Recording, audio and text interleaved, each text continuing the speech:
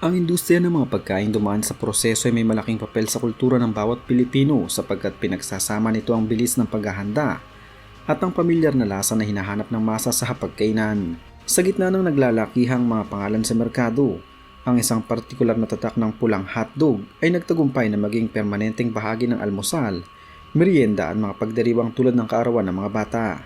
Ang pagunlad ng produktong ito ay hindi lamang kwento ng isang simpleng ulam kundi salamin ng estratehikong komersyo, modernisasyon ng produksyon at psikolohiya ng mga mamimili na nagpabago sa panlasang pambansa. Ang kasaysayan ng sikat na pagkain ito ay formal na nagsimula noong ika-31 ng Oktubre 1956 nang itatag ang Pure Foods Corporation sa lungsod ng Mandaluyong. Ang pangunahing nanguna sa pamamahala ng operasyon ay si Joseph Henry Nang, isang Pilipinong may lahing Tsino na may malawak na karanasan bilang ehekutibo sa mga supermarket.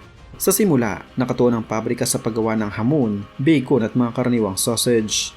Noong dekada 60, ipinakilala ng kumpanya ang produktong tinawag lamang na Juicy Hotdog na itinuturing na kauna-unahang lokal na bersyon ng hotdog sa bansa. Noong taong 1975, binago ng kumpanya ang formula at opisyal na inilunsad ang pangalang Pure Foods Tender Juicy Hotdog upang bigyang din ng lambot at katas ng karne. Ang estratehikong hakbang na ito ay naganap bago pa man ganap na naging pinakamalaking stockholder ang Ayala Group na nagsimula sa kanilang pamumuhunan noong taong 1965 at formal na sumalo sa pamamahala noong dekada 80. Ang pagangat ng katanyagan ng produktong ito ay hindi nagkataon lamang kundi bunga ng maingat na pag-aaral sa kultura at psikolohiya ng mga pamilyang Pilipino. Ayon sa opisyal na talaan ng kumpanya na matatagpuan sa San Miguel Food and Beverage, ang natatanging pulang kulay at matamis-tamis na timpla ang naging susi upang makuha ang panlasa ng mga kabataan na siyang pangunahing target ng merkado. Habang ang mga kanluraning hotdog ay maalat at may maasim na sipa mula sa mustasa, ang bersyong ito ay inangkop sa mga lokal na kagustuhan sa pamamagitan ng paggamit ng mga pampalasang suwak sa dila ng mga bata. Bukod sa lata, ang sikat na slogan na Kids Can Tell ay naging isang makapangyarihang sandata sa marketing na nagpatibay sa tiwala ng mga ina.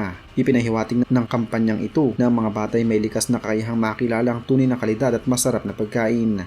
Dahil dito, ang pagbili ng tatak na ito ay naging pamantayan ng pagiging mapagmahal at responsableng magulang na nagbibigay ng pinakamainam para sa kanilang mga anak. Ang mga patlastas sa telebisyon na nagpapakita ng mga batang masayang kumakain bago pumasok sa paaralan ay binuo upang mag-iwan ng permanenteng marka sa kamalayan ng publiko. Ang patuloy na pagunlad ng produkto ay dumaan din sa mga mahalagang yugto ng korporasyon na nagpatatag sa distribusyon nito sa buong kapuluan. Noong taong 1999, ang Pure Foods Corporation ay nakapagkasundo sa Hormel Foods International upang buuin ang isang joint venture na tinawag na Pure Foods Hormel Company Incorporated. Ang pag-iisang ito ay nagdala ng makabagong teknolohiya sa pagpoproseso ng karne at mataas na pamantayan ng kaligtasan sa pagkain. Noong Mayo 2001, nagbago muli ang takbo ng kasaysayan ng magpasyang Ayala Group na ibenta ang kanilang food unit sa San Miguel Corporation sa halagang ₱1 upang ituon ang kanilang kapital sa pananalapi, ari-arian at telecommunication. Sa ilalim ng pamamahala ng San Miguel Corporation, ang distribusyon ng hotdog ay lalong lumawak dahil sa dambuhalang network ng transportasyon at mga cold storage facility ng bagong kumpanyang nagmamay-ari. Ang paglipat na ito hindi nagbago sa kalidad ng produkto kundi lalo pang nagpatibay sa posisyon nito bilang pinuno sa industriya ng mga pagkaing frozen. Sa kabila ng malaking tagumpay sa pananalapi at komersyo, ang industriya ng hotdog at mga katulad na processed food sa Pilipinas ay hindi nakaligtas sa mga malalaking hamon at kontrobersiya. Isa sa mga pinakatumatak na issue sa kasaysayan ng bansa ay ang mga kumalat na urban legend o maling balita noong dekada 80 at 90 na nagbintang na ang mga hotdog ay ginagawa di umano mula sa mga patay na hayop, bulate o mga karneng hindi angkop para sa konsumo ng tao. Ang mga kwentong ito ay mabilis na kumalat sa pamamagitan ng pasalitang tradisyon o chismis bago pa man magkaroon ng modernong internet na nagdulot ng pansamantalang pangamba sa ilang mga mamimili. Ang mga haka-haka ay madalas na nag-uugat sa kakulangan ng kaalaman ng publiko ukol sa proseso ng mechanically separated meat o MSM, kung saan ang mga natitirang karne sa buto ng manok o pabo ay kinukuha gamit ang mga makina upang gawing pino ang tekstura ng sausage. Ang ganitong uri ng teknolohiya, bagaman ligtas at aprobado ng mga ahensya ng kalusugan, ay madaling nabigyan ng maling interpretasyon ng mga kritiko at naging mitya ng mga negatibong propaganda laban sa mga processed meat. Upang mapanatili ang integridad ng kanilang pangalan, ang pamunuan ng kumpanya ay patuloy na nakikipagtulungan sa mga regulatory bodies upang patunayan na ang bawat batch ng produkto ay sumusunod sa batas. Ang Food and Drug Administration o FDA at ang National Meat Inspection Service o NMIS ang mga pangunahing ahensya ng pamahalaan na mahigpit na nagbabantay sa mga sangkap na ginagamit sa mga pabrika. Ayon sa opisyal na listahan ng mga sangkap na makikita sa mga malaking supermarket, ang hotdog ay gawa sa dekalidad na karne ng baka, baboy at manok mula sa Magnolia na hinaluan ng tubig, protina mula sa soya, asukal, iodized salt, gatas at mga aprobadong food additives tulad ng sodium nitrite para sa preserbasyon. Ang paggamit ng sodium nitrite ay isang karaniwang pamamaraan sa buong mundo upang maiwasan ang pagdami ng mga mapanganib na bakterya.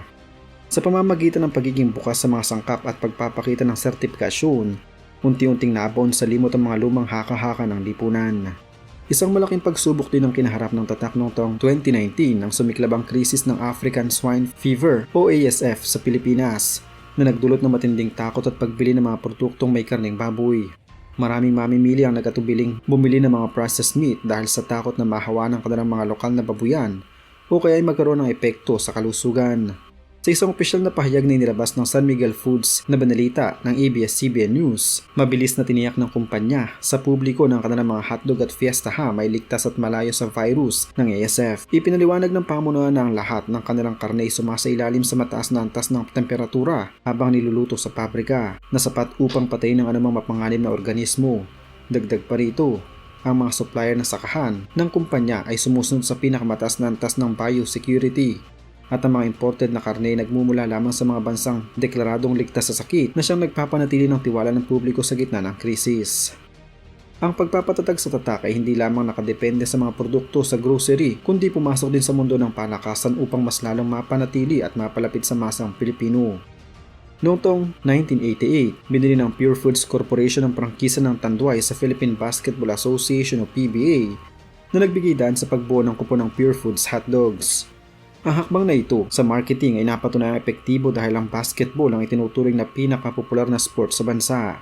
Sa pamamagitan ng pagdadala ng pangalan ng hotdog sa bawat laro, ang tatak ay naging bahagi ng pang-araw-araw na usapan ng mga ama at kabataang mahilig sa palakasan. Ang mga sikat naman na laro tulad ni Alvin Patrimonio at Jerry Codinera ay naging mga mukha ng tatak, na lalong nagpataas sa antas ng popularidad ng pagkain bilang simbolo ng lakas at tagumpay. Kahit nagkaroon ng mga pagbabago sa pangalan ng koponan sa paglipas ng mga taon dahil sa mga corporate restructuring, ang tatak ay nanatiling buhay sa kasaysayan ng palakasan sa Pilipinas.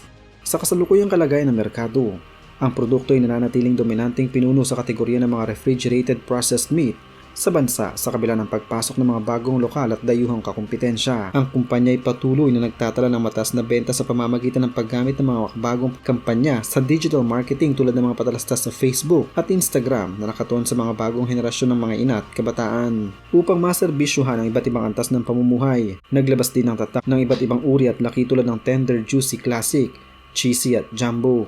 Bukod dito, ang San Miguel Foods ay nagbukas ng mga oportunidad sa mga franchising ng mga maliit na food cart na nagpapahintulot sa mga nagnanais magnegosyo na magbenta ng luto at mainit na hotdog sa mga matataong lugar tulad ng paaralan at terminal na lalong naglalapit sa produkto sa mga mamimili. Ang kakayahan ng produktong ito na makasabay sa pagbabago ng panahon ay nagpapakita ng kahalagahan ng inobasyon at pagpapanatili ng kalidad sa isang dynamic na ekonomiya. Mula sa makalumang paraan ng pagbebenta sa mga palengke, ang tatak ay madali makikita ngayon sa mga malalaking supermarket, mga convenience store at maging sa mga online delivery platforms na nagpapatunay ng kanilang kakayahang umangkop sa digital age. Ang pagpapanatili ng lasa ng kinagisnan ng ilang henerasyon ng mga Pilipino nagsisilbing pinakamalakas na pundasyon ng katapatan ng mga mamimili. Kahit na nagkaroon ng mga pagtaas sa presyo ng mga bilihin dulot ng inflasyon at pagtaas ng halaga ng mga imported na hilaw na materyales, ang kumpanya ay gumagawa ng mga estratehikong hakbang upang matiyak na ang kanilang produkto ay nananatiling abot kaya para sa mga ordinaryong pamilya.